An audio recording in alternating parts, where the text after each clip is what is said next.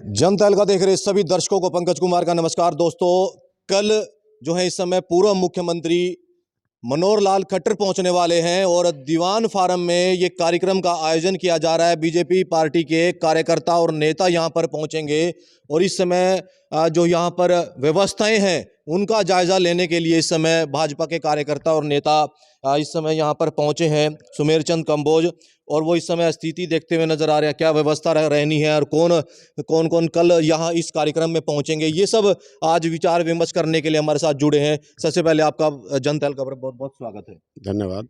क्या कुछ कहेंगे, कल पूर्व मुख्यमंत्री मनोहर लाल खट्टर पहुंच रहे हैं, क्या कार्यक्रम है बीजेपी की तरफ से? देखिए, आपको पता है कि हिंदुस्तान में लोकसभा चुनाव का बिगुल बज चुका है और इसी विषय को लेकर कल हमारे पूर्व मुख्यमंत्री और करनाल लोकसभा के प्रत्याशी आदरणीय श्री मनोहर लाल जी यहाँ पर संगठनात्मक मीटिंग लेने के लिए पहुँच रहे हैं।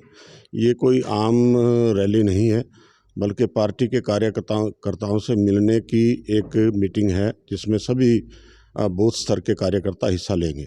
बिल्कुल, लोकसभा का जो चुनाव होने वाला है उसको लेकर के भी तैयारियां बीजेपी कर रही है। बिल्कुल, देखिए, लोकसभा के चुनाव की पूरी तैयारियां हो चुकी हैं और आज हमारे जितने भी 10 के 10 लोकसभा प्रत्याशी हैं सभी को भारतीय जनता पार्टी ने डिक्लेयर कर दिया है और सभी चुनाव में लगे हुए हैं।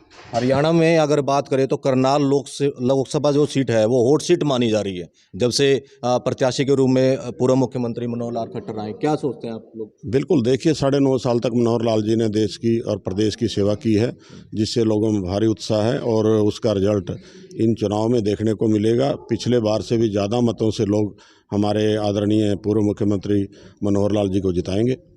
पहले जो हरियाणा की अगर बात करें तो 6 लोकसभा सीटों के अनाउंस कर दिया गया था, 4 शेष थी। क्या था उसमें, समीकरण नहीं बन पा रहे थे या उम्मीदवारों की? उसमें ऐसा था कि हरियाणा के जो चुनाव है वो थोड़ा लेट होने थे और जहाँ के चुनाव पहले होने थे वो प्रत्याशी जल्दी डिक्लेयर करने थोड़ा पार्टी की मजबूरी थी और इसलिए वो 2-4 दिन विलम्ब से डिक्लेयर हुए।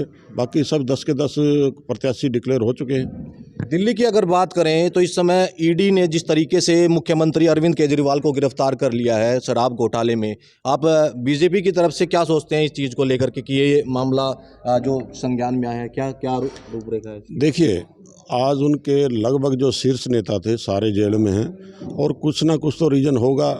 ऐसे तो कोर्ट किसी को अंदर रख नहीं सकती। अगर उन्होंने कुछ किया है तो भुगतेंगे, अगर नहीं किया तो कोर्ट उनको अंदर क्यों रख रही है? तो कुछ ना कुछ इसमें घोटाला है, तभी उनको कोर्ट ने अंदर किया हुआ है। नहीं, उनके तो मंत्री या जो जितने शीर्ष नेता हैं ये बात कहते हैं कि बीजेपी में जाओ तो सब कुछ माफ़ हो जाता है। ऐसा कुछ नहीं है। अभी कुछ दिन पहले बीजेपी के एक नेता थे, उनके ऊपर भी ईडी का छापा पड़ा है, तो ऐसी कोई बात नहीं है, ये सिर्फ कहने की बात है। कहीं ना कहीं हरियाणा में जिस तरीके से लोकसभा चुनाव होने हैं, कांग्रेस की अगर बात करें तो अभी तक उन्होंने अपनी सूची जारी नहीं किया लोकसभा उम्मीदवारों की। क्या मानते हैं आप लोग? देखिए, अभी तक का जो देखा गया है तो कांग्रेस इस लोकसभा चुनाव में अभी तक कहीं भी नहीं है। आज तक उनका संगठन भी तैयार नहीं हुआ है। प्रत्याशियों की तो आप बात छोड़िए, आज तक वो अपना संगठन भी नहीं खड़ा कर सके। जो पार्टी आज तक अपना संगठन खड़ा नहीं कर सकी वो इलेक्शन क्या लड़ेगी?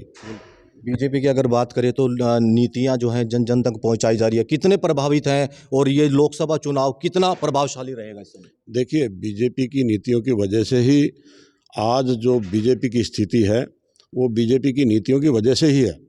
ऐसा विश्व में अद्वितीय उदाहरण होगा कि कोई पार्टी जो सिर्फ 2 सीटों पर जीत कर आई थी आज वो 303 सीटें पर पहुंच चुकी है और आने वाले चुनाव में लगभग 400 सीटों तक हमारी पार्टी पहुंचने वाली है। तो इसके पीछे हमारी पार्टी की नीतियां ही हैं जो आज एक से गरीब हितैषी, गांव के किसान के हितैषी और अन्य सभी वर्गों को लेकर जो नीतियां हमारी पार्टी ने बनाई हैं उन्हीं को लेकर के आज जनता में उत्साह है और उसका रिजल्ट अभी लोकसभा चुनाव में देखने को मिलेगा कि भारी संख्या में लोग भारतीय जनता पार्टी को वोट करेंगे।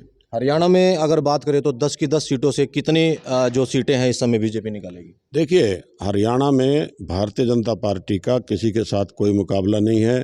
पिछले चुनाव में भी पार्टी ने 10 की 10 सीटें जीती थी और इस चुनाव में भी 10 की 10 सीटें जीतकर पार्टी उसी तरह से मान लो सरकार बनाएगी। देख सकते हैं जिस तरीके से लोकसभा चुनाव का बिगुल बज चुका है और उसी को लेकर के इस समय उम्मीदवार जो हैं अपने अपने लोकसभा में जाकर के लोगों से बातचीत कर रहे हैं और चुनाव प्रचार तेज हो चुका है, सरगर्मियां तेज हैं और उसी के चलते आप इस समय देख सकते हैं कल जो है इस समय पूर्व मुख्यमंत्री मनोहर लाल खट्टर यहां पर पहुंचने वाले हैं दीवान पैलेस में। यहां पर कार्यकर्ताओं की मीटिंग होगी और मीटिंग में क्या कुछ उद्देश्य रहेंगे और बीजेपी की जो पार्टी है उसकी नीतियों का प्रसार व प्रसार किया जाएगा, उसी को लेकर के गहमा गहमी इस समय तेज होती नजर आ रही है। इंद्री दीवान पैलेस से आपको इस समय तस्वीरें दिखाई जा रही हैं, व्यवस्थाएं यहां पर की जा रही हैं, कार्यकर्ताओं की मीटिंग होगी कल और मनोहर लाल खट्टर यहां पर पहुंचने वाले हैं। क्या कुछ कार्यक्रम रहेगा ये भी आपको इस समय दिखाने का प्रयास करेंगे, लेकिन इस समय आप देख सकते हैं व्यवस्था यहां पर देखने के लिए बीजेपी के कार्यकर्ता और नेता यहां पर पहुंचते नजर आ रहे हैं, जिसकी लाइव तस्वीरें आपको इस समय जनता तहलका पर दिखाई जा रही हैं। आप लोगों से अपील की खबर को लाइक और शेयर जरूर करते रहें। मैं अपने सहयोगी के साथ इस समय इंद्री से पंकज कुमार।